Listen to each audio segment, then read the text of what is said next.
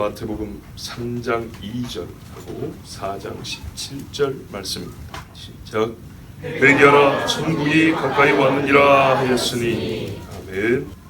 시작.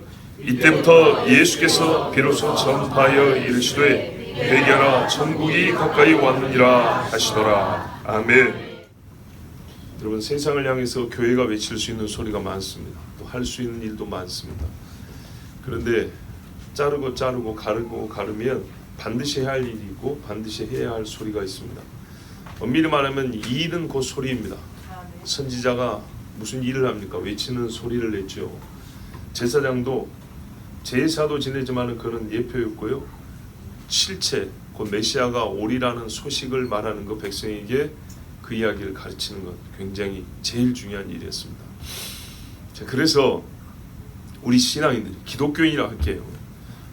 그리스도를, 예수를 그리스도로 믿는 사람들, 그리스도인들이 이 세상에 할 수 있는 최고의 소리는 뭐냐면 바로 이겁니다. 회개하라 천국이 가까이 왔느니라. 세례 요한이 예수님을 증거하는 첫 번째 사람이라 할 것입니다. 그런데 그가 외친 소리는 회개하라 천국이 가까이 왔느니라 했습니다. 예수님이 직접 세상에 설교할 때 첫 마디가 회개하라 천국이 가까이 왔느니라 했고, 제자들을 둘씩 보내면서 하는 말씀도 회개하라 천국이 가까이 왔느니라 했습니다. 이 회개하라 천국이 가까이 왔느니라를 증명하는 표적으로서 여러 가지 병을 고치고 귀신을 쫓고 했습니다. 만약에 이 말씀이 사실이 아니라면 그냥 쇼한 겁니다. 차력 쇼한 거나 아니면은 기적, 그냥 일반 사람들 중에 특출난 능력을 가진 사람이 행하는 어떤 병 고침의 능력이 있었을 뿐이지 영원한 생명과는 아무 상관이 없습니다. 회개하라 천국이 가까이 왔느니라. 그런데 여러분, 이 소리를 듣고 싶어하는 사람은 별로 없습니다. 천국 때문인가요? 회개 때문인가요? 회개 때문이죠. 바로 이 문제입니다. 그래서 필요한 말입니다. 왜 듣기 싫어할까요? 불필요하게 해서 그런가요? 듣기 싫은, 그냥 뭐랄까요?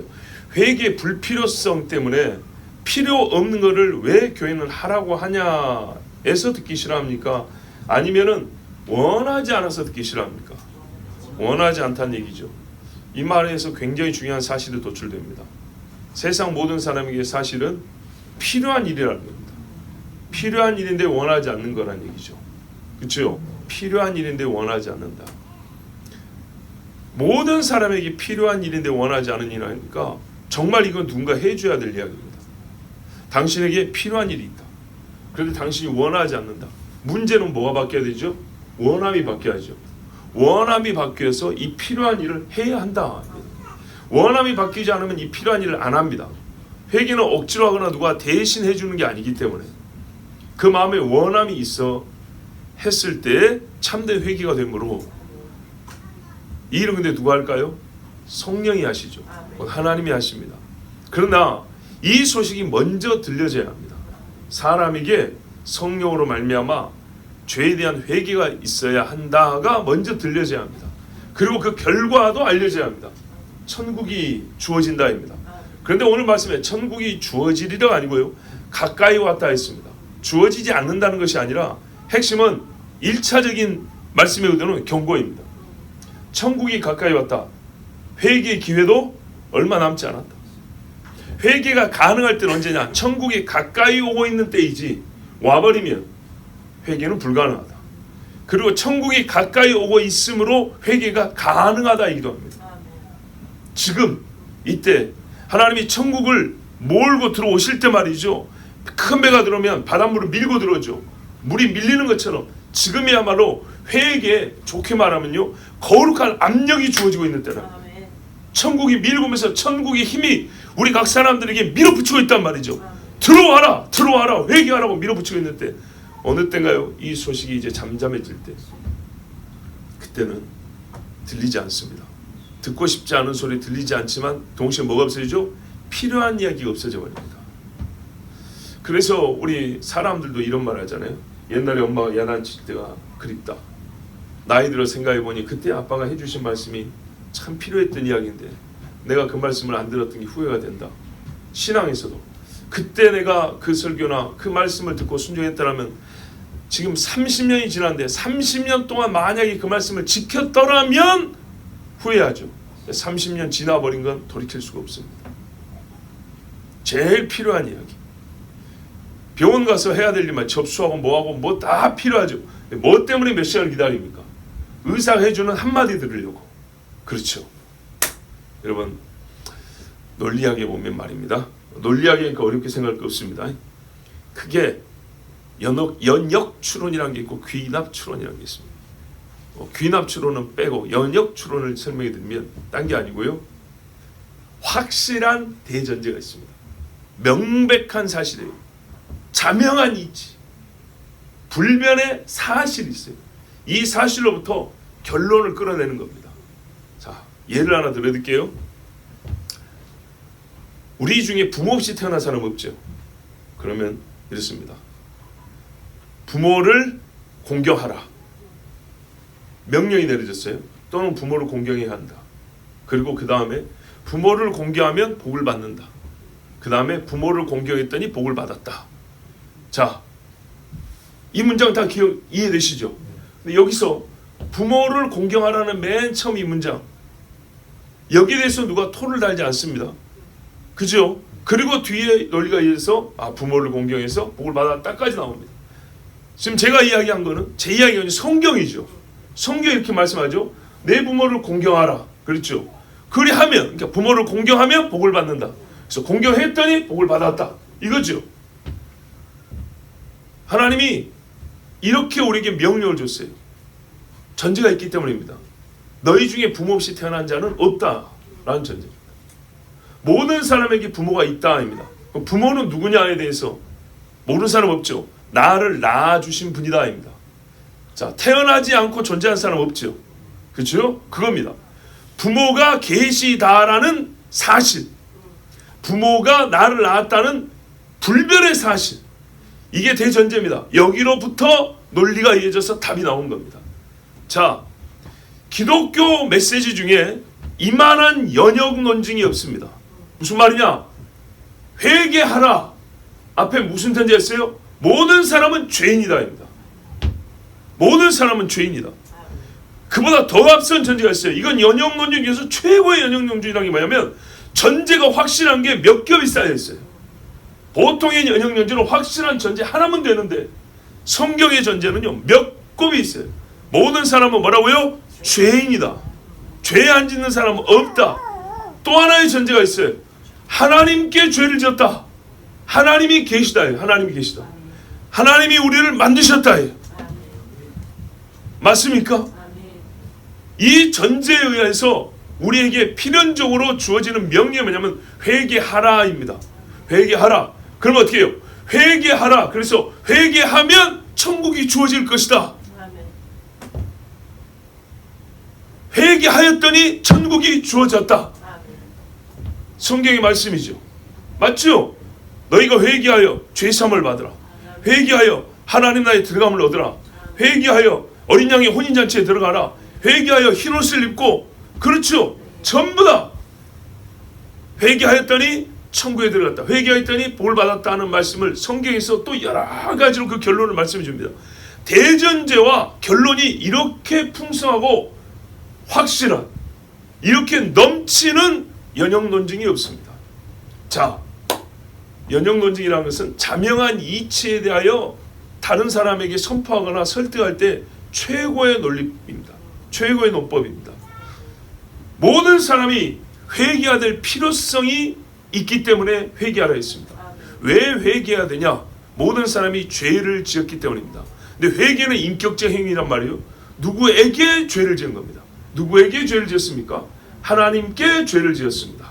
그렇다면 그 이전에 뭐가 있죠? 하나님이 계시다입니다.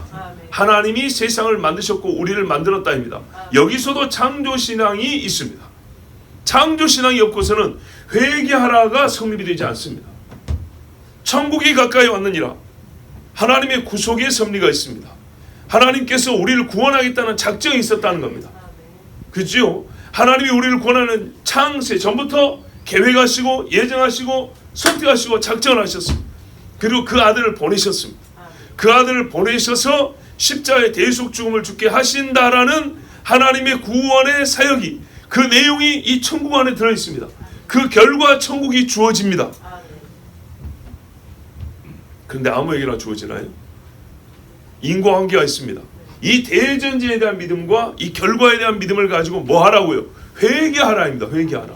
네가 믿음이 있다라는 그 믿음으로 이 두 개를 연결해야 되는데 믿음이 있다는 증거를 보이라 이 말입니다. 내가 너를 죄인이라고 정죄한 데 대한 믿음, 그럼에도 불구하고 사랑하여 내가 너를 구원하겠다는 데에 대한 믿음, 이래 하여 너를 구원하겠다. 이 두 가지 사실에 대하여 믿음으로 연결시키면 반드시 인간에게 무엇가 나오냐? 회개가 나온다는 얘기예요. 이게 세상을 향한 기독교의 최우선 메시지입니다.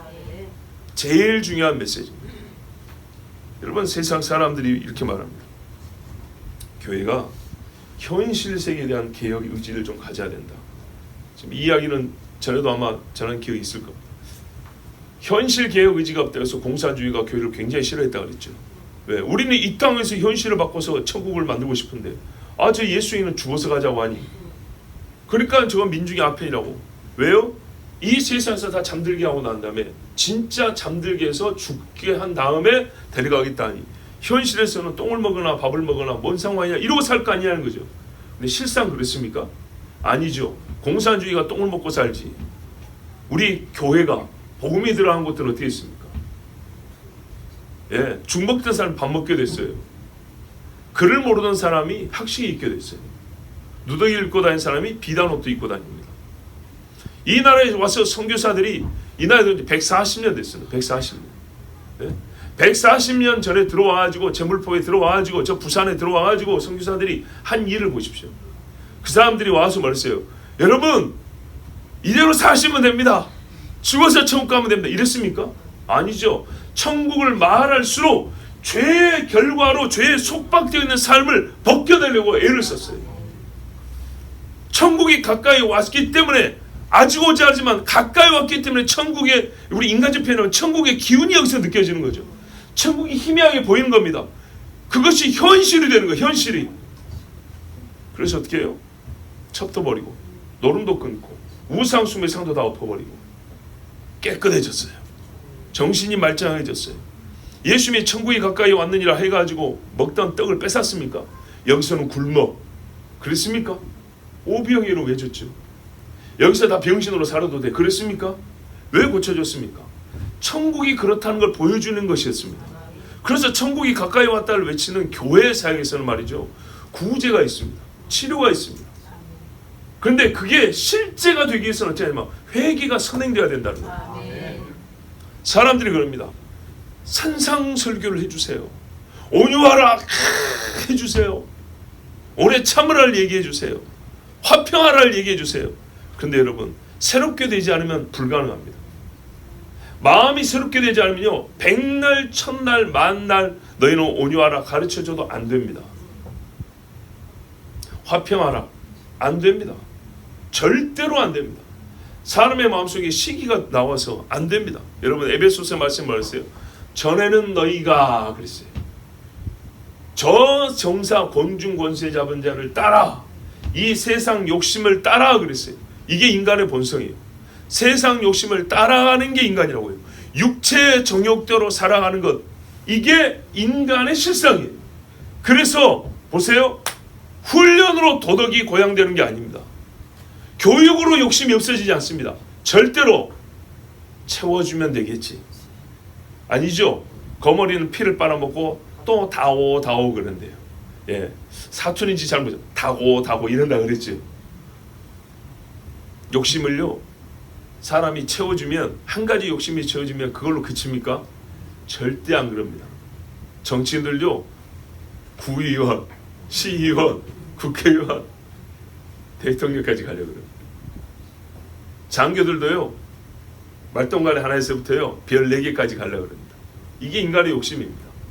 많은 사람이 떨어집니다. 70%가 떨어지고 30%가 무궁화를 다는데 그 중에 1%로 남고자 하는 게 사람의 욕심입니다. 절대로 욕심은 안 없어집니다. 그래서 모든 욕심이 다 악하다고 말하는 것도 아닙니다. 때로는 우리에게는 사역을 위해서, 해야 할 일을 위하여 지위도 필요하고 자리도 권세도 필요하죠. 그렇지만 여러분, 근본적으로 인간의 욕심은 교육으로 없어지거나 충족되어 이제 해소되어 없어지는 게 아닙니다. 그런데 성경에 뭐라 합니까? 인간론을 가르치는데 욕심이 잉태한 즉 죄를 낳고 죄가 상승한즉 사망을 한다 그랬어요. 그렇으면 회개에 앞서 왜 여기서 말해준 게 또 뭡니까? 대전제가 뭐라고요? 모든 인간은 죄인이다죠. 근데 왜 죄를 짓게 됐죠? 욕심이라는 겁니다. 욕심. 그 욕심을 분류하면 음욕도 있고 식욕도 있고 권세욕도 있고 명예욕도 있죠. 자, 이 모든 욕심이 사람으로 하여금 무언가를 행하게 하는데 죄라는 행위를 하게 한다는 거예요. 첫사람의 타락이 그렇지 않습니까? 그런데 이게 해결이 되지 않는데 어떻게 욕심이 잉태한 죄를 우리가 보지 않을 수 있겠어요? 죄를 보고 싶지 않으면 욕심이 없어야 되는 겁니다. 죄를 낳을 욕심이 없어야 된다고요. 거룩한 소망이 있을지언정 육체의 정욕이 없어야 된다 이 말이죠. 그래서 정욕을 없애라 하니까는 도 닦으라는 얘기로 또 오해하면 안 됩니다. 그런 말이 아닙니다. 욕심을 채우고자 하는 열망에 사로잡혀서 의의를 버리고 그것이 최우선이고 하나님을 부정하는 지경에까지 이르고 진리를 듣지 아니하고 이건 욕심을 품고 사는 거죠. 자, 이 욕심이 해결돼야 죄가 없고요. 죄가 없어야 이 환난과 어려움이 그칠 것인데 문제는 이 욕심을 어떻게 해결하냐는 거죠. 온유하라, 참으라, 절제하라 그런다고 되나요? 그렇게 되는 게 아니라고요. 근본적으로 이 본성이 바뀌어야 된다는 얘기입니다. 속사람이 본성이. 그러면 어떻게 바뀝니까? 중생의 씻음과 성령의 새롭게 하시라고 했어요. 그 일이 일어나는 증거가 회개입니다. 회개. 그러므로 여러분 세상을 향해서 우리는 현실주의자인데요. 기독교 현실주의자인데 세상의 어떤 종교보다 기독교가 가장 현실적인 종교인데 이 세상이 괴로운가 힘든가 고통스러운가 부족한 걸 채우는 것보다도 없애야 될 것이 있는 게 훨씬 더 힘들죠. 이것을 없애고자 한다면 먼저 해야 될 것이 뭐냐면 내 자신이 달라져야 된다. 사람이 달라져야 된다는 얘기입니다. 그러니까요. 저기 가서 인성교육 프로그램 받으면 되고 심리학자들한테 가가지고 상담 한 10줄 받으면 이 속이 새로워지잖아요. 천만의 말씀. 하나님이 원래 사람을 만들 때 그 심령으로 돌아가지 아니하면 절대로 아무리 좋은 말 듣고 어떤 탁월한 교육을 받아도 인간이 만드는 죄악된 세상은 하나도 변하지 않습니다. 그래서 이 세상에 대하여 기독교는요 가장 최우선적인 메시지를 직설적으로 말합니다. 회개하라. 그리고 모든 문제를 포괄하여 진단해 줍니다. 회개하라. 이 땅의 경제개혁, 정치개혁 그보다 우선될 게 도덕개혁 아닙니까? 도덕개혁이라고. 제가 주일학교 다닐 때 40년 전에 설교를 들은 기억이 있어요. 그 설교 들은 내용 중에 뭐가 있었냐면 주일학교 초등학교 애들한테 가르치는 주일학교 선생님의 설교예요. 얘들아, 나라를 다스리는 사람이 정직해야 한단다. 그래서 무슨 이야기를 했냐면 그때 80년대니까 80년대 초나 70년대 있었던 일이었기 때문에 80년대 우리 초등학교 할 때 그렇게 설교했겠죠. 대만의 총통이 온 국민한테 밀수를 금한다고 명령을 내렸는데 그거 한 사람은 사형시킨다 그랬더니 손을 잘라버린다 그랬더니 뭐 그랬다 그래요. 제가 옛날에 들은 얘기가 기억이 정확하지 않은데 그런데 그 총통의 며느리가 그 짓을 했다는 거예요. 혹시 여러분 그런 뉴스 들은 적 있으세요? 옛날에? 시골에 텔레비도 별로 없을 텐데 시골 사람이 하는데 서울 분들이 모르세요? 진짜 모르세요? 하여튼 이제 찾아보세요. 그런 일 있었는지 없었는지. 당대 하여튼 70년대 말인지 80년대 초인지 대만에서 이게 상당히 문제가 돼가지고 이걸 금했다는 거예요. 그리고 엄벌에 처한다고 했는데 총통 며느리가 그 짓을 했다가 발각됐다고 그랬어요. 그래서 실제로 며느리를 총통이 사법 처리를 정확하게 해서 그 나라의 기강이 세워졌다. 요 이야기를 들었어요. 이거를 주일학교 초등학생들에게 가르쳤습니다. 잘했죠. 잘했어요. 그런데 여러분, 그래서 그 설교 듣고 들었기 때문에 그 아이들이 이제 40대가 되어가지고 다 정직하게 삽니까? 그렇다고 해서 그 설교가 불필요했던 설교인가요? 불필요한 건 아니지만은 들은 자가 뭐가 있어야 한다고요? 성경에 믿음을 합해야 역사한다 그랬죠. 그냥 듣고 어이구 무서워라 이러고 끝나버리면 그 사람은 정직해지지 않습니다. 그리고 자기가 지은 죄에 대하여 하나님 그래서요 저도 하나님 앞에 회개합니다 이러지 않으면 그 사람은 정직하지 않습니다. 그 설교 듣고 옛날에는 1년에 한 차례씩 부흥회가 있었어요. 부흥회가 있는데 초등학생들이 울면서 회개를 한다고요. 이 이 장의자 앞에 기도를 하면 장의자 여기 성경 놓는 이 바닥이 말이죠. 콧물 눈물이 이렇게 가득하단 말이죠. 초등학생들이. 그렇게 기도한 아이들이 크면 어떻게 하느냐? 여전히 신앙생활 잘합니다. 그런데 그 눈물 콧물 흘리고 옆에서 보고 재밌다고 웃는 아이들 30년 지나 보면 역시 교회를 그렇게 다니거나 교회를 떠납니다. 맞죠? 그래요. 회개하라. 어린아이에게 무슨 회개가 필요하냐? 지금 저 돌아다니는 애가 회개가 필요 없습니까? 자신 있으면 손 들어보세요. 그렇지 않죠. 어른만큼의 죄를 아직 많이 짓지는 않았어요. 그러나 본질상 죄인이라는 것을 증명할 만큼의 죄는 넉넉히 짓고도 나와요. 사람에게 필요한 것은요, 당신이 누군가를 정확히 일러주는 말입니다. 그래서 기독교는 돌려 말하지 않습니다. 회개하라고 했습니다. 그런데 이 인간론을 싫어합니다. 인간 정체에 대하여 드러내주는 걸 싫어합니다. 왜요? 불쾌할 뿐만 아니라 너무 침울해진다는 거예요. 예. 너무 우리를 이렇게 자꾸 누른다는 거예요. 그런데 여러분, 그 다음 이야기가 있잖아요. 천국이 가까이 왔느니라. 이 땅에서만 기를 펴고 살다가 천국에는 못 들어가겠습니까? 그리고 회개하면 기가 죽던가요? 아닙니다. 잘 보세요. 회개한 죄인은 어깨 펴고 삽니다. 회개 안 하고 숨긴 죄인이 이러고 사는 거지. 누가 이야기 꺼낼까 봐 도망다니지. 회개한 죄인은 어깨 펴고 살아요. 그래서 오히려 어깨 펴고 살라고 회개하라고 그런 거예요. 안 들으니까 보세요. 회개하는 소리가 기분 나빠서 침을 흘리는 게 아니라 회개하라는 말을 안 들어서 당신이 더 어둠 속에 들어가는 것이지. 그 어둠과 침울하면서 벗어나게 하려고 회개하라는 거예요. 무슨 병이 걸렸습니다. 이렇게 하십시오. 의사가 그 소리 듣고 기분 나빠 가라고요? 아니죠. 내 말을 듣고 그 병에서 벗어나라고 해주는 말이죠. 그게 효과가 있든 없든 일단 그 말을 듣고 싶어서 몇 시간 기다려 가는 거 아닙니까? 그런데요, 더 큰 진단, 더 분명하고 필요한 진단을 해주는데 인간은 안 들으려 합니다. 이게 육체의 질병과 영적 질병의 차이입니다. 그래서요, 이 영적 진단이야말로 가장 현실적인 겁니다.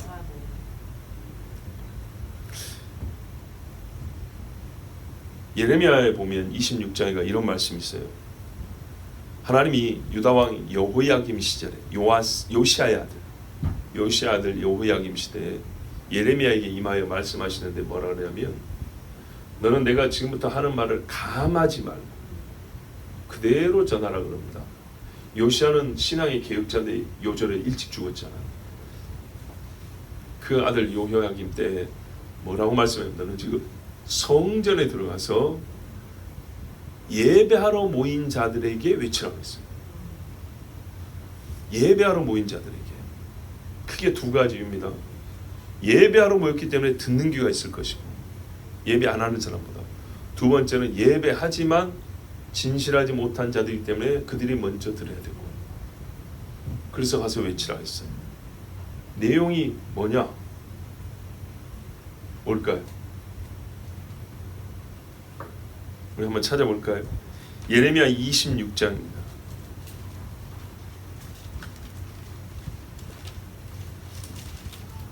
직접 보면 훨씬 더 낫죠. 3절에 제가 읽어볼게요. 볼 테니까 여러분 눈으로 보십시오. 그들이 듣고 혹시 각각 그 악한 길에서 돌아오리라. 그리하면 내가 그들의 악행으로 말미암아 그들에게 재앙을 내리려 하던 뜻을 돌이키리라. 아멘. 그 악한 길에서 돌아오라고 외치라는 겁니다. 그래서 4절에 그대로 직설적으로 말합니다.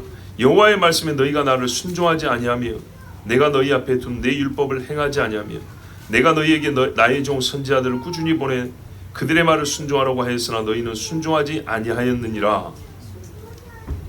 자, 여러분, 회개하라에 들어있는 말은 곧 심판도 임박했다는 뜻입니다. 천국이 가까이 왔다. 회개의 시일이 얼마 남지 않았다 그랬죠. 심판이 가까웠다는 겁니다. 여러분, 얼마나 현실적인가 봐보세요. 이 예배당에 모인 사람, 이 성전에 모인 사람, 또 우리도 마찬가지입니다. 우리 중에 어떤 이는 건강이 좋아요? 안 좋아요? 돈이 많아요? 적어요? 오늘 불쾌한 일이 있었어요? 즐거운 일이 있었어요? 공부를 잘해요? 못해요? 얼굴이 잘생겼어요? 못생겼어요? 등등등 많은 것이 다르죠. 그런데요, 많은 것이 다른데 지진이 나서 우리가 함께 땅속으로 들어가면 그 모든 차이는 차이가 없는 것이죠. 하나님의 심판이 임했을 때 이 땅에 존재하는 사람들은 소위 잘 나가던 때인데 아우 이런 사람이 있을 거고, 잘됐다 오늘 자살해 죽어버리려는데 하나님이 죽여주시네, 이런 어마어마한 차이가 있을 겁니다. 즉 각기 현실의 경험의 차이는 많은 것들이 정말 이루 말할 수 없이 다양하고 차이가 있을 겁니다. 그런데요, 주님이 딱 오셨다, 진짜 천국이 임했다 했을 때 이 모든 차이는 주님이 오셨다에 수렴해 버립니다. 아무것도 아닙니다. 그런데 주님이 분명히 반드시 오신다 그랬습니다. 그리고 모든 사람은 반드시 다 죽습니다. 이보다 현실적인 게 어디 있습니까?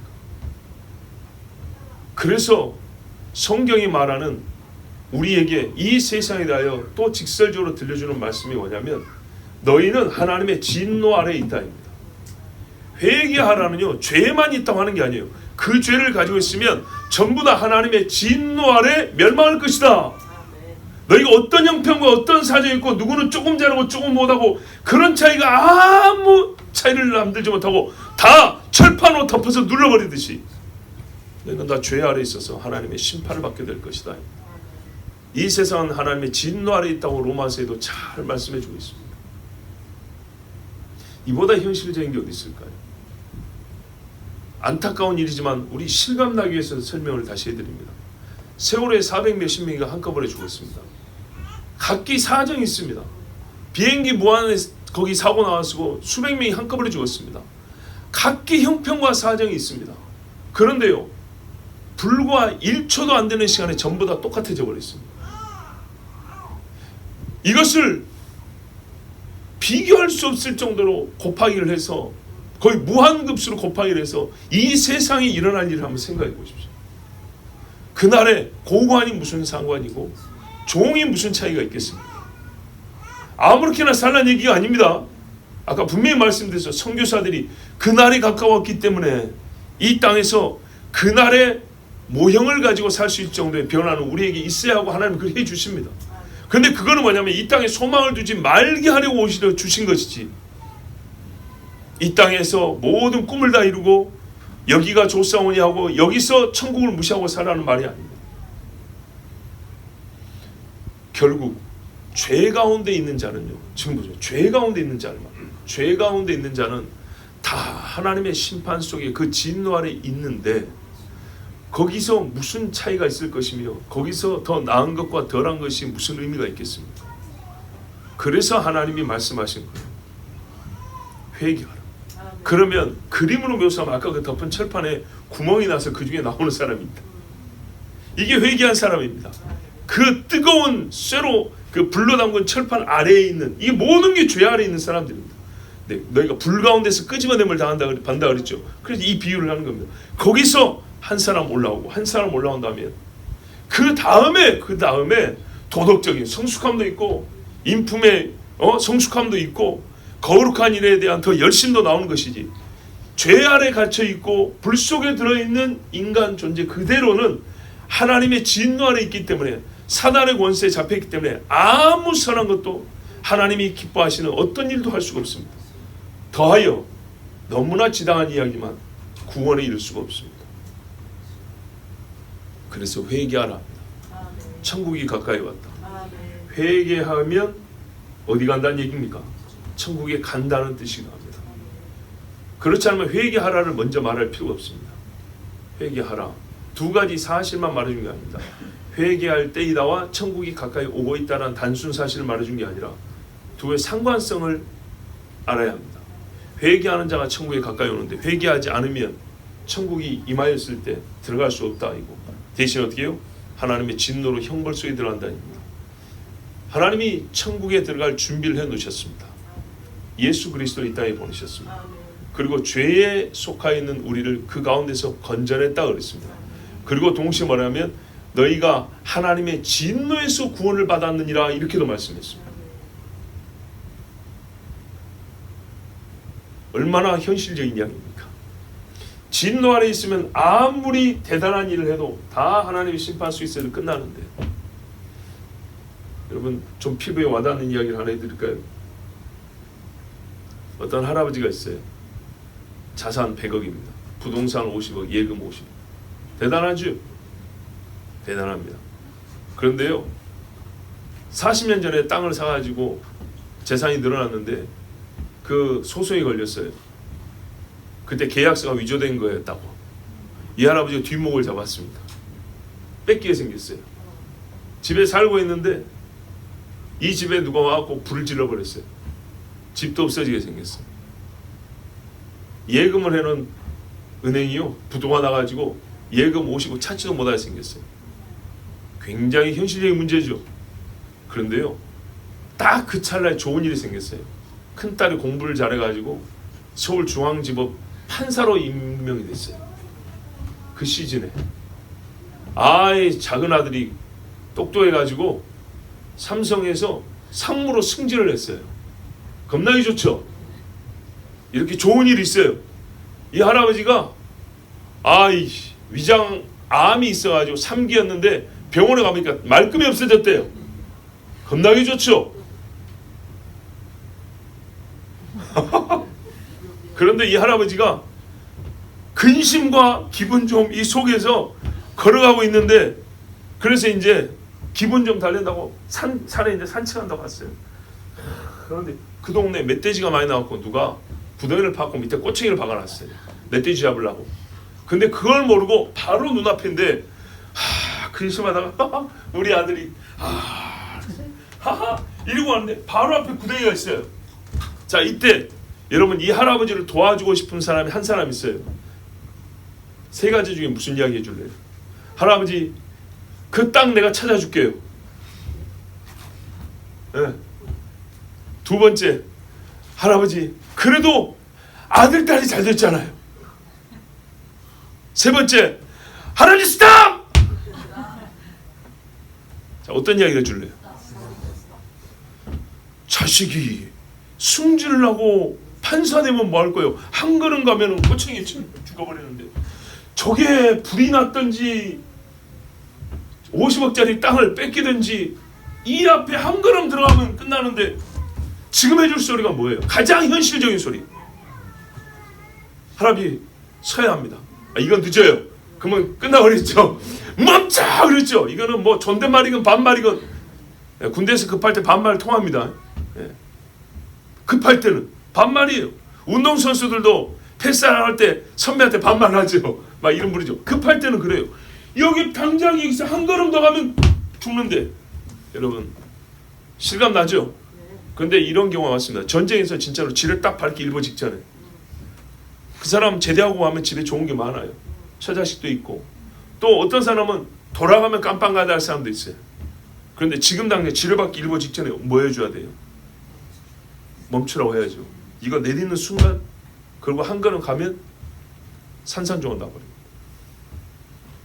가장 현실적인 메시지입니다. 스탑. 이게 가장 현실적인 겁니다.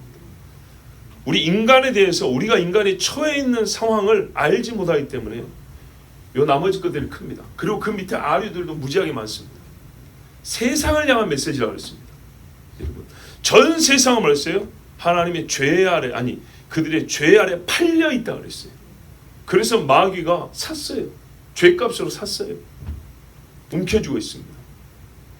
여기서 우리가 살아날 수 있는 것, 모든 인류가 살아날 수 있는 세상을 향한 가장 현실적인 메시지, 그게 바로 회개하라, 천국이 가까이 왔다.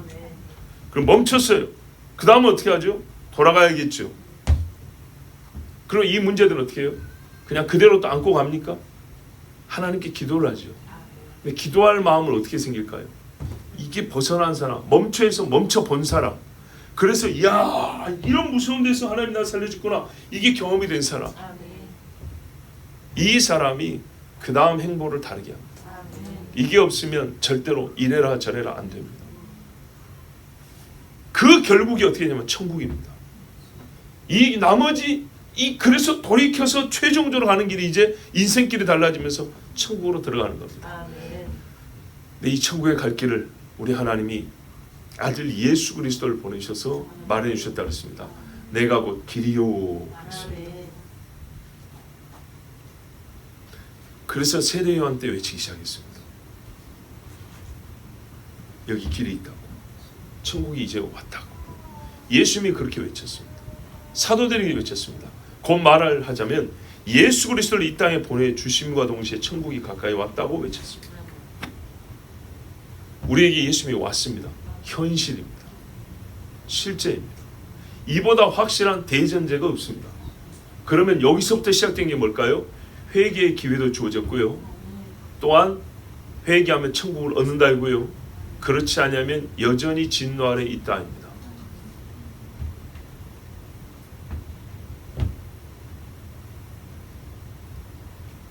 그러면 여러분, 세상에 무엇을 우리가 말해줘야겠습니까? 양심적이고 착한 그리스도인이요. 착한 그리스도인은 뭘 얘기해줘야 되겠습니까? 한 걸음 더 가면 좀 더 얘기해줘야 되겠죠. 이게 굉장히 선하고 착한 일입니다. 그런데 아까 뭐라 그래요? 불쾌하고 기분 나쁘고 듣기 싫다 그러죠. 그래서 우리가 할 수 없이 구체적으로 말해줍니다. 당신은 이러이러한 죄를 지었지 않소라고 회개의 필요를 말해주면 양심 있는 사람들은요, 부인은 못합니다. 그러면 어떻게 할까요? 둘러댑니다. 핑계를 대죠. 또는 내가 말한 요점과 다른 요점을 일부러 잡습니다. 예레미야에 그 이야기가 나와 있어요. 분명히 하나님이 예레미야를 통해 책망한 소리는 뭐냐면, 회개하라고 할 때 구체적으로 지적한 죄는 뭐냐면 너희가 내 말을 듣지 않고 순종하지 아니하였다입니다. 그러면서 예레미야 뭐라 그랬냐면, 만일 너희가 회개하지 아니하면, 지금 이 예루살렘에 와서 예배한다고 말하고 있지만 이 예루살렘, 이 멋진 성전 내가 실로처럼 없애버린다고 그랬어요. 실로, 가나안에 최초의 여호와의 성막이 세워진 것이죠. 그 실로에 한나 가서 기도했단 말이에요. 사무엘이 큰 데가 실로입니다. 그런데 하나님이 그것이 부패하고 가증스러워지자 없애버렸다고 그랬어요. 그래서 하시는 말씀이 실로에 가서 배우라, 실로에 가서 배우라 그랬어요. 분명히 배울 수 있죠. 일어난 사실이죠. 그런데 그 소리를 했더니 이 백성이 뭐라 하냐면요, 예레미야를 죽이겠다고 모여들었는데 어떤 사람이 모여들었냐, 제사장과 선지자들도 그랬다 했어요. 이 선지자들은 그러니까 가짜들이죠. 이 선지자들이 다 모여서 성전에서 이루고 있다가 예레미야의 말을 듣고 개인의 죄에서는 양심에 찔렸는데 회개하기는 싫은 거예요. 말씀에 순종하기는 싫은 거예요. 그래서 어떻게 했냐, 성전을 핑계 삼았어요.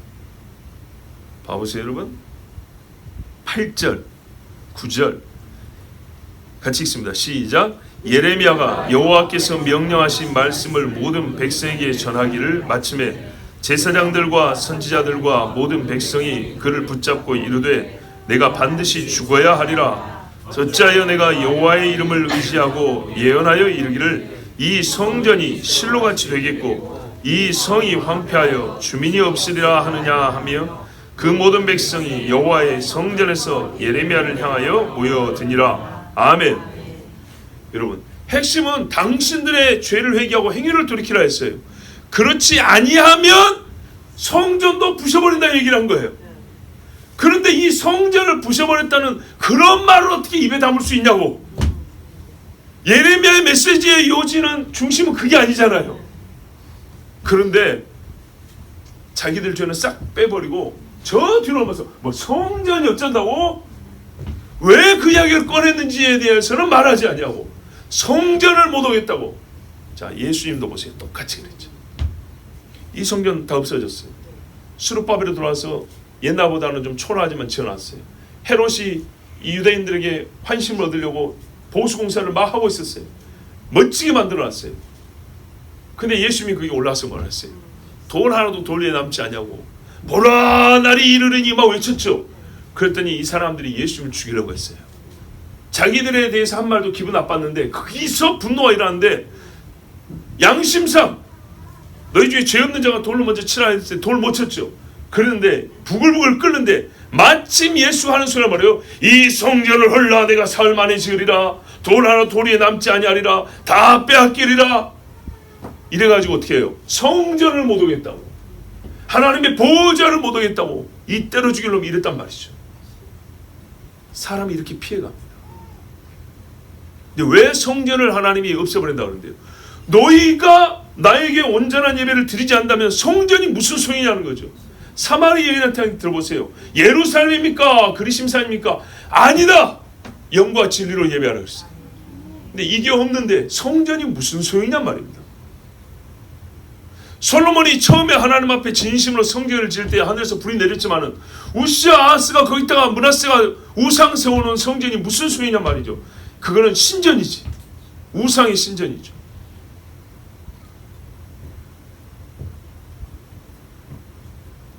이래서 회개하라를 피해가고요. 천국을 얻지 못합니다. 근데 여기에 말씀대로 하면 어떻게 됩니까? 천국의 모형인 이 성전도 하나님이 보존해 줄 것이고 천국에 가서 예배할 그 예배에 미리 맛보는 것도 이 땅에서 허락해 줄 것이고 가까이 온 천국을 그래요. 가까이서 보고 경험할 수 있게 해주실 것인데 안 하잖아요. 여러분 예수님이 제자들에게 성찬을 나눠줬습니다. 예수님의 죽으심을 기념하는 것이지만 동시에 뭐라 그러냐면 내가 아버지의 나라에서 새 것으로 마시기까지 다시는 마시지 않는다 그랬죠. 이것이 그 나라에 먹을 양식, 식사의 예표였습니다. 그래서 신학자들은 이것을 유식한 말로 아남네시스와 프로레십스라고 하는 겁니다. 이미 일어난 일에 대하여 기념하는 거고 장차 올 일을 미리 미리 취하는 거다. 그렇게 표현하는 겁니다. 예수님의 성찬식은 장차 하나님 나라에서 먹을 것을 미리 취하여 맛보는 것이었습니다. 예수 그리스도의 제자가 된 자들에게 주는 겁니다. 하나님 앞에 마음이 새로워진 자들이 예배할 때 영원히 우리가 하나님 앞에 예배하는 그것을 미리 맛보는 것입니다. 그렇지 아니하면 천국은 없습니다. 하나님 나라의 임박함, 가까이 왔느니라.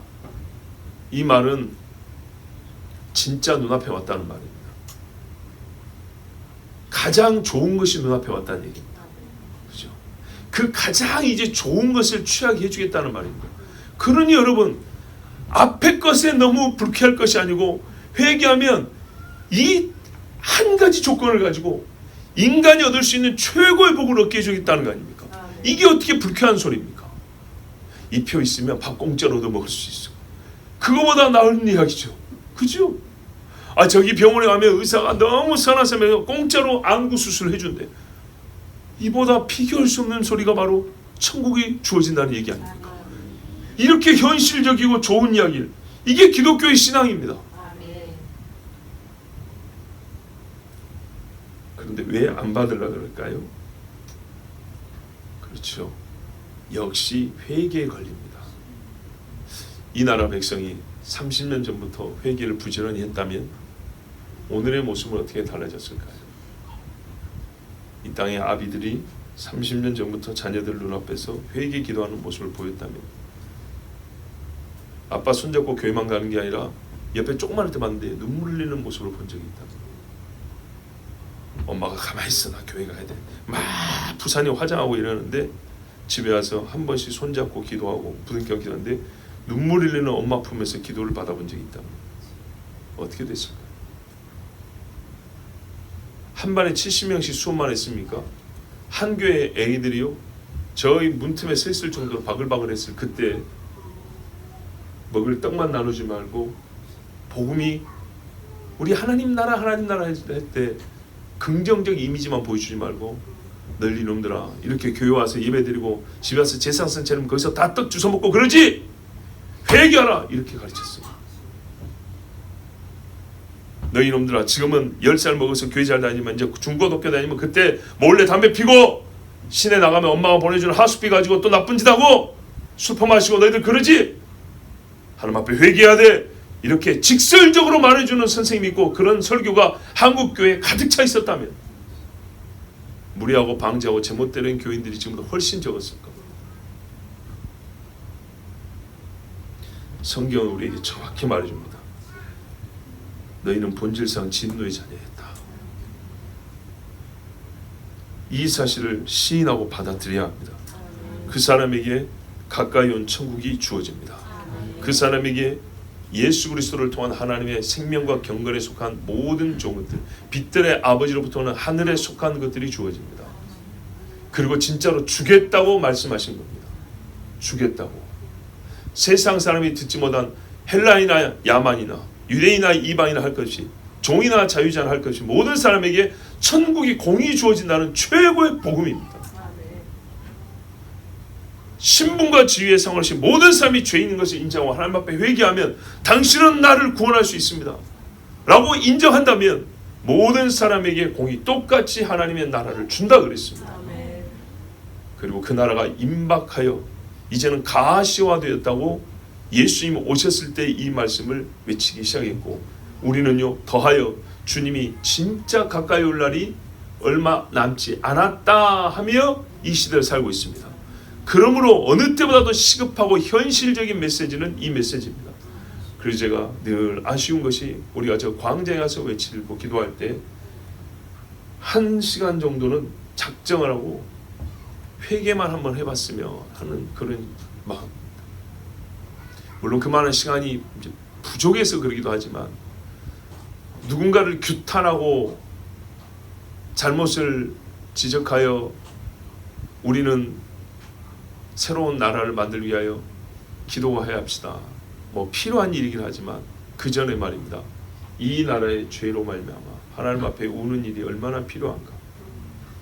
전에도 말씀드린 대로 2011년에 캄보디아 가가지고 저녁에 집회를 하는데, 캄보디아의 70년대 후반에 유명한 폴포트라는 사람이 프랑스에서 공산주의를 배워가지고요, 캄보디아를 공산을 시켰는데 그 3년 동안에 자국민 300만을 죽였어요. 무지막지하게 죽였어요. 안경 쓴 사람 다 죽였어요. 유식쟁이들하고, 손이 보들보들한 사람, 일 안 했다고 죽였어요. 책을 거꾸로 줘가지고 옳게 읽는 사람들 죽여버렸어요. 무식쟁이와 가난한 자와 소위 한 맺힌 사람들에게 총을 쥐어주고 칼을 쥐어줬어요. 그래서 이웃끼리 한 동네에서 서로 죽이고, 칼이 없는 사람은 고무나무 같은 거 있어요. 톱날 달린 나무 있죠. 그런 거 서로 사람 목을 톱처럼 썰어 죽였어요. 그 외에도 이루 말할 수가 없습니다. 그 피 흘린 죄 30년이 지났는데, 30년 지나니까 그때 10대 애들이 사람을 죽였고 눈이 피로 물들어가지고요, 맨정신으로 살 수가 없어요. 사회를 끌어가야 될 40대가요 거의 반미치광이로 살고요, 자식들을 낳긴 낳았는데 내팽개치고 방랑하는 사람들이에요. 대부분 2000년대 들어와가지고 캄보디아 그 지경이 됐어요. 그래서 동남아시아 최빈국까지 갈 정도였어요. 지금은 시간이 조금 더 지나긴 했습니다. 선교사들 가서 진짜 좋은 일 많이 했습니다. 훌륭한 일도 많이 했습니다. 교회도 세우고. 근데 그분들이 갔을 때 그 지경이었어요. 마약을 안 먹었는데 마약 먹은 사람 왜? 10대 때 피를 흘렸기 때문에, 자기가 사람을 죽였기 때문에 30대 40대 되고 제대로 산 사람이 없어요. 가정마다 애는 5명인데 엄마 혼자 키우고 있는데 아주 진짜 거지처럼 사는 거예요. 다. 그리고 자기 딸을요 팻말을 붙이고요 얼마에 팝니다 이러고 다니는 아빠들. 이 지경이지 나라가. 그래서 필요한 게 뭡니까? 선교사들이 가서 글도 가르쳐주고 옷도 입혀주고 쌀도 나눠주고 합니다. 하는데 진짜 중요한 게 뭐죠? 그냥 예수 복음이라고 하면 안 돼요. 예수 믿고 좋은 데 갑시다 하면 그 사람들이 어떻게 된다고요? 쌀 한 줌 없는 사람들이 예수 믿으면 이렇게 쌀 생기는구나, 교회 가면 이렇게 옷 생기는구나, 이렇게 생각한다니까요. 근데 그렇게 오해하게 하는 일도 많은 거예요. 그래서 문제라는 거예요. 제일 중요한 건 뭐예요? 왜 이렇게 됐냐는 거죠. 왜? 그리고 나아지고 싶으냐? 뭐 어떻게 해야 되냐? 이렇게 된 원인은 없어야 되겠죠. 죄라는 거예요. 죄. 너희의 피 흘린 죄라는 거예요. 므낫세의 피 흘린 죄. 남의 나라 사람인데 내가 아주 주제넘게 말하기도. 그렇지만 필요하기 때문에 가서 회개하라고 그랬어요. 이 사람들 기분 나쁠 수 있죠. 그래서 나도 말했어요. 당신들보다 조금 전에 우리나라도 6.25라는 전쟁이 있어가지고 3년 넘게 형제들끼리 피 흘리고 싸워 죽였다. 한마을 사람들이 이렇게 죽창 찔러주고 그랬다. 이게 우리 죄다. 남의 나라 이야기를 하지만 비슷한 경험이 있는 나라다. 그러니 이해하시라. 우리나라에도 뭐가 필요하냐. 한국교회가 막 성장했을 때, 교회 성장할 때 필요한 게 바로 그 회개였어요. 회개하라고 그랬어요. 그랬더니 그 일을 직접 겪은 노인들, 어른들은 가만히 있었는데 그 일을 알지도 못한 세대 10살짜리들이 울었다니까요. 청소년 애들이 울었다. 청소년 애들이. 다니엘이 그렇잖아요. 다니엘이 죄를 지었나요? 근데 다니엘이 울고 하나님 앞에 회개를 했어요. 그리고 하나님이 환상과 이상을 보여줬어요. 장례를 그 손에 맡겼어요. 그리고 10대 애들이 우니까 그 다음에 엄마들이 울었어요. 어른들이. 사실 어른들이 먼저 울었었어야 되는데 그게 이제 괴로움과 악함이 가득 차면 이게 쉽게 안 녹습니다.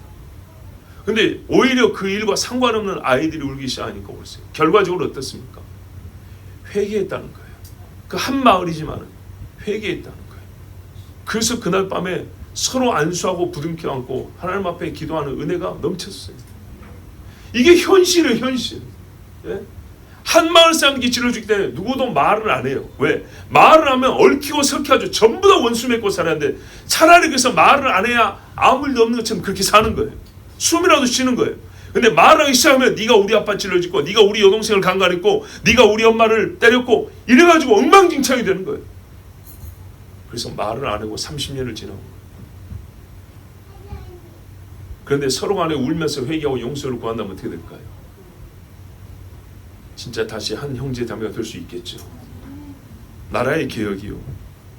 그 나라 사람들 쌀이 귀한 사람들입니다. 와가지고 좋게 쌀이나 주고 가면 되지. 아닙니다. 진짜 중요한 거는 천국이 가까이 왔느냐. 천국 백성이 되게 하는 거죠. 그래서 회개가 필요합니다. 이 나라에요. 도덕개혁이 경제개혁보다 더 필요합니다. 도덕개혁보다 더 필요한 것은 뭐냐면 영적 개혁입니다. 거룩한 개혁입니다. 그래서 이 일을 이루게 하여 이스라엘도 보세요. 예수님 오셔서 뭘 했는가. 문둥병자를 다 고쳐주진 않았어요. 배고픈 자들에게 항상 쌀가마니에 쌀이 떨어지게 만들어주고 그러진 않았어요. 그럼 모든 사람에게 죽기까지 하신 말씀은 네가 오늘 나와 함께 낙원에 있으라 했어요. 저들의 죄를 아버지 용서하옵소서.